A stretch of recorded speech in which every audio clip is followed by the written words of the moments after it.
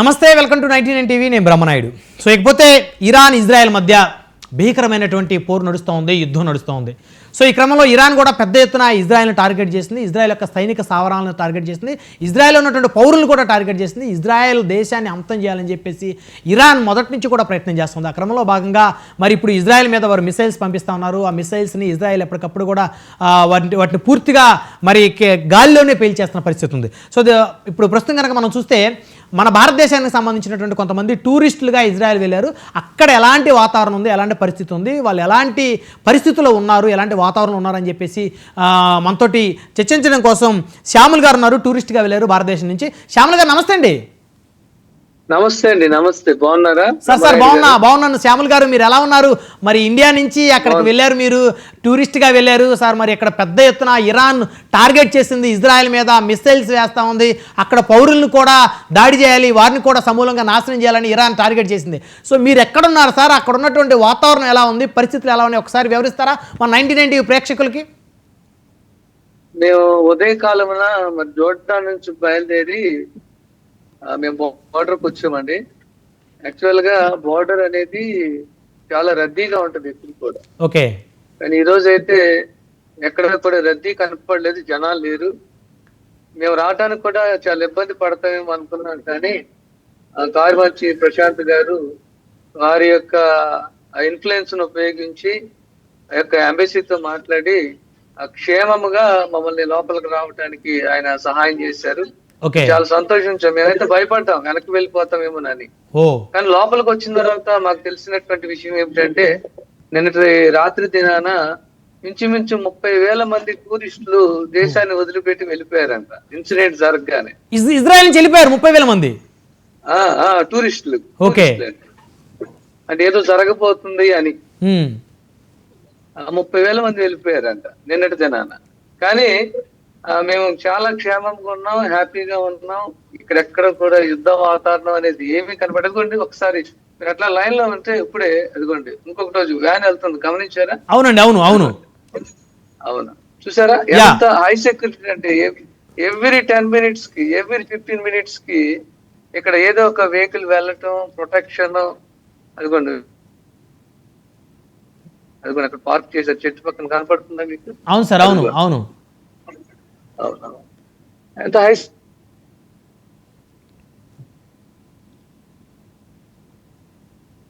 So అది మీరు ఉన్నటువంటి హోటల్ ప్రాంతమా సార్? అది మమ్మల్ని చూసుకోవడానికి ఇక్కడే నివాసం ఉంటున్నటువంటి కార్యమర్చి ప్రశాంత్ గారు ఉన్నారు కాబట్టి ఆయనే మాకు ఒక ధైర్యం. ఓకే. అక్కడ సెక్యూరిటీ ఎలా ఉంది సార్? చూపిస్తారా సెక్యూరిటీ, అక్కడ వాతావరణం ఒకసారి మీరు వాక్ చేస్తారా? కొంచెం సిగ్నల్ జాగ్రత్తగా చూసుకుంటా. అంటే కొంచెం సిగ్నల్ బయటకు వెళ్తే పోతుందండి. ఒక ఆయన వస్తున్నాడు, అందులోంచి కారు లోంచి దిగి మరొక ఆయన వస్తున్నాడు. నేను కెమెరా అంటే అంత డైరెక్ట్ గా పెడితే ఇబ్బంది. ఓకే సార్, మాకు కూడా ఒకసారి వస్తున్నారు, గమనించండి. అదిగోండి ఒక ఆయన వస్తున్నాడు, చూసారా? గమనించారా? సో ఆయన అక్కడ సెక్యూరిటీ సైన్యం సైన్యం అండి. వీళ్ళు కామన్ గా 2-3 గన్స్ వేసుకొని వీళ్ళు తిరుగుతూనే ఉంటారు. కామన్ గా వస్తున్నాడు, చూడండి, కనపడ్డారా? కామన్ గా 2-3 గన్స్ వేసుకొని వీళ్ళు తిరుగుతూనే ఉంటారు. ఎందుకంటే అంత హై సెక్యూరిటీ ఇక్కడ ప్రతి పౌరుడికి వాళ్ళు కల్పిస్తారండి ఖచ్చితంగా. ఇక్కడ ఒకసారి నేను లాబీలోకి వెళ్తాను. లాబీలో కూడా చాలా మంది ఇక్కడ ఉన్నారు, మీరు చూద్దరు కానీ ఒకసారి మీకు చూపిస్తాను. లాబీలోకి వెళ్తున్నాను, ఒకసారి చూడండి. అదిగోండి వస్తున్నారు, గమనించారా? అవును, వీళ్ళందరూ కూడా అక్కడ సెక్యూరిటీ గన్స్ పట్టుకొని తిరుగుతున్నారు కదా సార్ వీళ్ళంతా? ఒకటి కాదండి, 2-3 పట్టుకు తిరుగుతారండి. ఒకటి కాదు, ఒక్కొక్కరికి 2-3 ఉంటాయి. అది కూడా మామూలు గన్స్ కాదు. AK-47 కంటే పవర్ఫుల్ గన్స్ వీళ్ళు పట్టుకొని ట్రావెల్ చేస్తూనే ఉంటారు. ప్లస్ ఇక్కడ ఉన్నటువంటి ప్లస్ పాయింట్ ఏంటంటే 12th స్టాండర్డ్ అయిన తర్వాత ప్రతి ఒక్కళ్ళు కూడా ఆర్మీలో 3 years పనిచేయాలి. 12th స్టాండర్డ్ ఎప్పుడైతే కంప్లీట్ అవుతుందో వీళ్ళు ఆర్మీలో 3 years పనిచేయాలి, ఖచ్చితంగా పనిచేయాలి. కాబట్టి ప్రతి ఒక్క పౌరుడికి యుద్ధ తంత్రం అనేది వీళ్ళు ఖచ్చితంగా తెలుసు. ఎలా గన్స్ పట్టుకోవాలి, ఎలా కాల్చాలి. ఒకవేళ యుద్ధానికి పిలిస్తే దేశమే కదిలి వెళ్ళిపోద్ది అనమాట. అది అసలు అదొక అద్భుతమైనటువంటి ఆలోచన అండి. ఇప్పుడు మీరున్నటువంటి హోటల్లో టూరిస్టులు ఎంతమంది ఉన్నారు, అందులో మన భారతీయులు ఎంతమంది ఉన్నారు, మీకేనా అవగాహన ఉందా సార్ అక్కడ?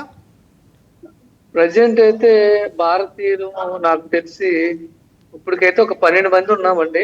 ఓకే. హోటల్ అయితే ఫుల్ ప్యాక్డ్ గా ఉంది. రేపటికైతే ఇంకా మిగతా వాళ్ళు ఎంతమంది ఉన్నారు అనేది నేను చెప్పగా. సో అంటే మొత్తం హోటల్ మొత్తం ఎన్ని స్టేర్స్ ఉందండి, ఎన్ని రూమ్స్ ఉంటాయి? మేముంది 12th ఫ్లోర్ అండి. ఇంకా 18 ఫ్లోర్స్ వరకు ఉన్నాయి ఇక్కడ. ఓ 18 ఫ్లోర్స్ మొత్తం కూడా ఆల్రెడీ ఫిల్ అయిపోయింది, full packed. So every floor కి ఎంతమంది అక్కడ సెక్యూరిటీ ఉన్నారు సార్? ఎందుకంటే మీరున్న ఆ హోటల్ ఏదైతే ఉందో ఆ హోటలే టార్గెటెడ్గా ఇరాన్ టార్గెట్ చేసింది అనేది కూడా చెప్తా ఉన్నారు.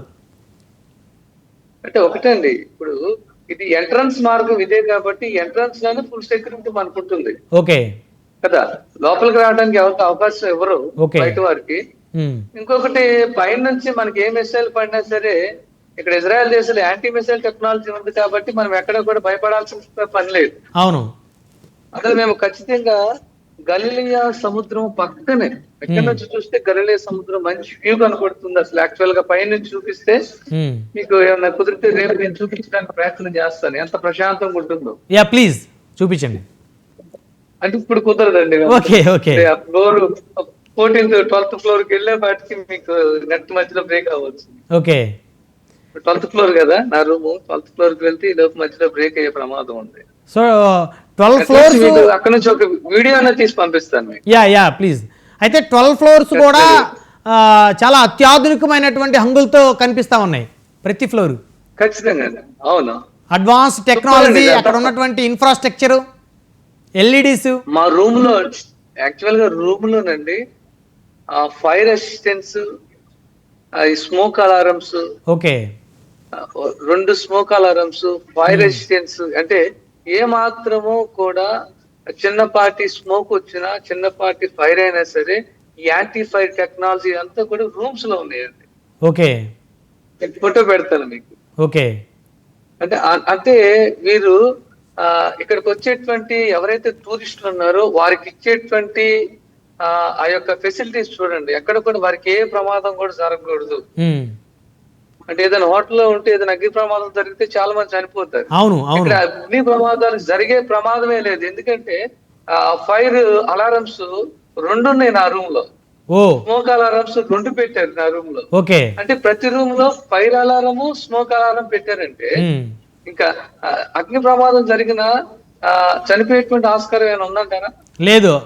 అక్కడ అంత పటిష్టమైన భద్రత ఏర్పాటు చేశారా? మిమ్మల్ని వెంటనే అలర్ట్ చేయడానికి మరి స్మోక్ అలారం, ఫైర్ అలారం పెట్టారంటే చిన్న విషయం కాదు ఎవ్రీ రూమ్ లో. అందులో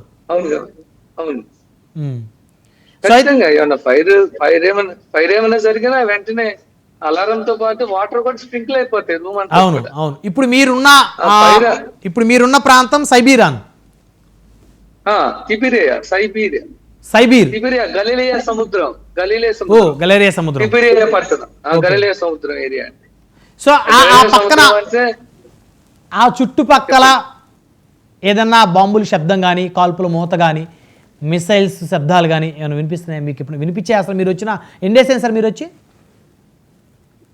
మేము ఈ రోజు మార్నింగ్ వచ్చామండి. ఇది నేను 10వ రావటం.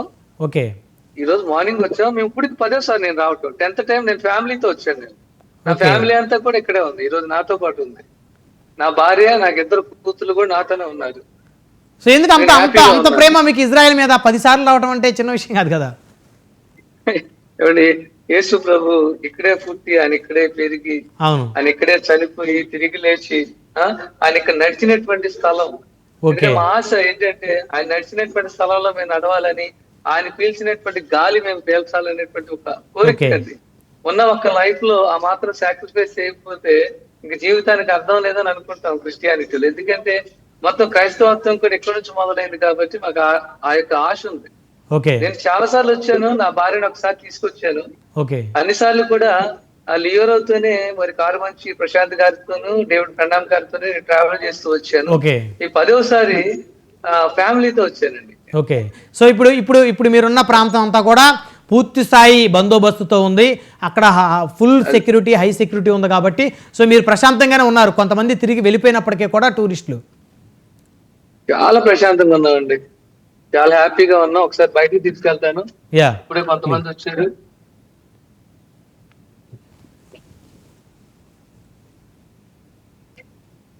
అదిగోండి అంటే ప్రశాంతంగా. ఇప్పుడే ఒక ఆయన అటు వెళ్తున్నాడు, ఇంకొక ఆయన నా పక్కన కూర్చున్నాడు, కానీ సో వాళ్ళందరూ ఇజ్రాయెల్ పీపుల్సా సార్? లేకపోతున్నాను. ఇజ్రాయల్ పీపుల్స్ అండి. ఇదిగో ఇటు పక్కన మీకు లెఫ్ట్ సైడ్ ఒక ఆర్మీ మ్యాన్ కూర్చున్నాడు చూడండి, ఫోన్ మాట్లాడుతున్నాడు. అవును అవును లెఫ్ట్ సైడ్ కనబడుతున్నాడు. అవును. Full security, high security. Zoom అవుతే మీకు చూపిస్తాను. ఇదిగోండి, అదిగోండి ఓ ఇంకొక కాన్వాయ్ వచ్చింది, చూస్తున్నారా? అవును అవును అవును. అది Yeah. అందులో అక్కడ ఇజ్రాయెల్ పోలీసులా సార్, సైనికులా?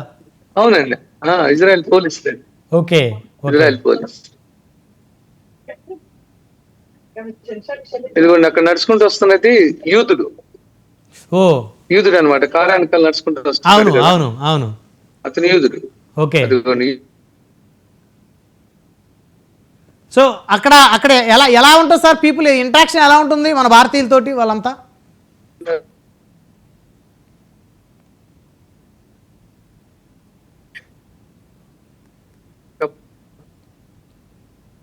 కొంచెం సిగ్నల్ వీక్గా ఉంది, కట్ అవుతూ ఉంది.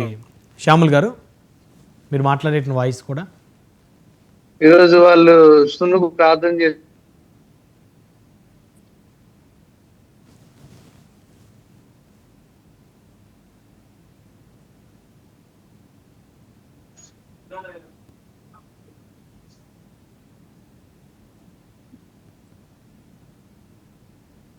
చూడండి అదిగో యూదులు అన్న చూసారంటే బాగుంది.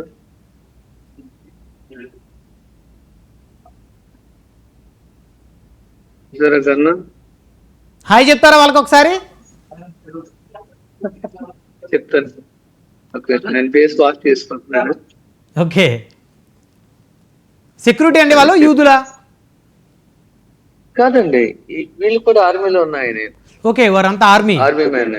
Okay, army man. వాళ్ళు ఇది ఇంకొక ఆయన వస్తున్నట్టు చూడండి.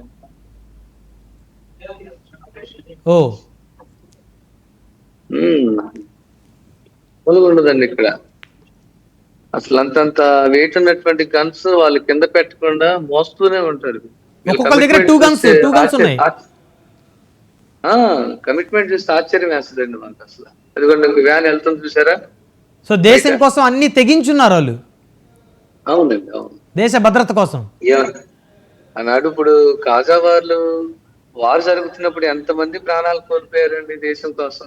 అవును, ప్రాణాలు దేశం కోసం లెక్క చేయకుండా ఖర్చు పెడతారండి. అవును. అది వీళ్ళ గొప్పతనం. అది ఉంటుంది. అంటే మసాడా అనే ఒక ప్లేస్ ఉందండి ఇజ్రాయెల్లో. ఆ ప్లేస్ గురించి చెప్పాలంటే డేవిడ్ బ్రనామ్ గారు కరెక్ట్ గా చెప్తారు. ఇజ్రాయెల్ ప్రజలు కొంతమంది కొన్ని వార్లు జరిగినప్పుడు కొంతమంది ప్రజలు మసాడా అనేటువంటి ప్రాంతంలో దాక్కుంటే ఆ ప్రజల్ని కూడా చంపేద్దామని చెప్పి ఈ శత్రు దేశాలు అక్కడికి వెళ్ళటానికి ఇబ్బంది అని రాయి మీద రాయి పేర్చుకుంటూ మార్గాన్ని ఏర్పాటు చేసుకుంటూ స్టార్ట్ చేశారంట. స్టార్ట్ చేస్తే లాస్ట్ కి వీళ్ళు వెళ్లే రోజుకి అక్కడ చూసినటువంటి సిచ్యువేషన్ చూసి అక్కడ మర్చిపోయింది ఇక్కడ శత్రు దేశానికి. ఎందుకంటే వెళ్లేపాటికి అక్కడ ఉన్నటువంటి యొక్క ఇస్రాయేల్ ప్రజలందరూ కూడా చనిపోయి ఉన్నారంట. అంటే శత్రువు చేతికి చిక్కకుండా మనం ఉండాలని చెప్పి వారికి వారే లెక్కలు వేసుకొని ఒకళ్ళు చంపుకుంటే అందరూ చచ్చిపోయారు. అంటే చూడండి మరి.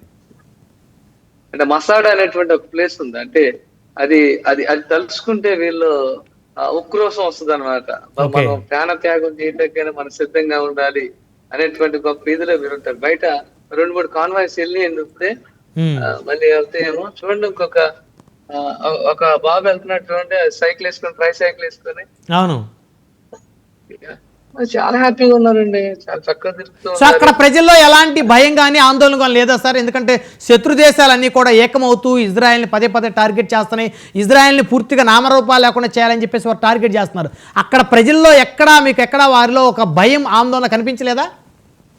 అస్సలు అండి, ఇదిగోండి మీరు చూస్తున్నారు కదా, ఉమ్, హ్యాపీగా ఎంజాయ్ చేస్తున్నారు. ఇదిగోండి కార్లు వెళ్తున్నాయి, హ్యాపీగా ఎంజాయ్ చేస్తున్నారు. ఉమ్, మా యొక్క విశ్వాసం ఏంటంటే అండి, బైబిల్ గ్రంథంలో ఒక మాట ఉంది, ఇశ్రాయేలును కాపాడువాడు పుడుకడు నిద్రించడని. ఉమ్, ఇంచుమించు 18 సార్లు పూర్తిగా పడగొట్టబడినటువంటి పట్టణాన్ని దేవుడు మరలా కడుతూనే ఉన్నాడు. ఉమ్, ఇదొక పరలోకానికి సాదృశ్యంగా మేము చూస్తాం. ఉమ్, యెరూషలేమా, బాగుగా కట్టబడినటువంటి పట్టణమా, నువ్వు ఎంత రమ్యముగా ఉన్నావని బైబిల్ గ్రంథంలో ఉంటుంది. ఉమ్, నిజంగా ఇశ్రాయేల్ దేశానికి వచ్చి మనం ఈ యొక్క పట్టణాన్ని చూస్తే, దీని అందాన్ని చూస్తే మనకి మతి పోద్దండి. ఉమ్, ఎందుకంటే ఈ అవును. టెక్నాలజీ ప్లస్ ఏమో ఇక్కడ వాటర్ ఎక్కడ కూడా వీళ్ళకి దొరకకపోయినా గలిలే సముద్రంలో ఉన్నటువంటి వాటర్ ని ఉమ్, వీళ్ళు ఒక్కొక్క డ్రాప్ వాళ్ళు తీసుకొచ్చి దేశమంతా కూడా డ్రిప్ ఇరిగేషన్ ద్వారా ఉమ్, ఎన్నో రకాల పంటలను పండిస్తున్నారు ఇక్కడ. ఉమ్, అది వీళ్ళకే సాధ్యం కదా. ఈ టెక్నాలజీని మనం ఇంప్లిమెంట్ చేసుకుందామని చాలా సార్లు మన చంద్రబాబు నాయుడు గారు వచ్చారు ఈ ప్రాంతానికి, మన ప్రధానమంత్రి గారు కూడా వచ్చి చూసి వెళ్ళారు. ఇంకోటి, మన ప్రధానమంత్రి గారు వచ్చినప్పుడైతే సాల్ట్ వాటర్ ఉమ్. ఏదైతే సముద్రపు నీరు ఉందో ఆ నీటిని ఇమీడియట్ గా అక్కడక్కడే శుద్ధి చేసి మంచినీళ్ళుగా మార్చి ఆయనకి ఇచ్చి చూపించారు. ఓ ఆ సో రైట్, వీడియో మొత్తానికి శ్యాముల్ గారు అక్కడ ఇజ్రాయెల్ 10వ సారి వెళ్ళారు. సో ఇప్పుడు ఇజ్రాయెల్ మధ్య ఒక భీకరమైన పోరు జరుగుతూ ఉంది కాబట్టి సో మీరు చాలా జాగ్రత్తగా ఉండండి, ఎప్పటికప్పటికి అలర్ట్గా ఉండండి. సో అక్కడ మీకు పూర్తి స్థాయి బందోబస్తు ఉంది. ఇజ్రాయెల్ సంబంధించినటువంటి సైనికులు, అక్కడ అధికారులు, పోలీసులు ఎప్పటికప్పుడు పర్యవేక్షణ ఉంది. అందులోనూ అక్కడ ప్రజలందరిలో కూడా ఒక యుద్ధ స్ఫూర్తి ఉంది వాళ్ళకి, వాళ్ళ దేశాన్ని కాపాడుకోవడం కోసం, వాళ్ళ దేశానికి అతిథులుగా వచ్చిన వారిని కాపాడటం కోసం వారి ప్రాణాలను కూడా పణంగా పెట్టినటువంటి అనేక సందర్భాలు కూడా ఉన్నాయి. కాబట్టి మీరు కూడా అవకాశం ఉన్నంత వరకు ఎప్పటికప్పుడు కూడా చాలా అలర్ట్గా ఉండండి శ్యాముల్ గారు. తప్పకుండా. ధన్యవాదాలు శ్యాముల్ గారు, మా 99 టీవీ చర్చా వేదికలో మాతో పాల్పంచుకున్నందుకు.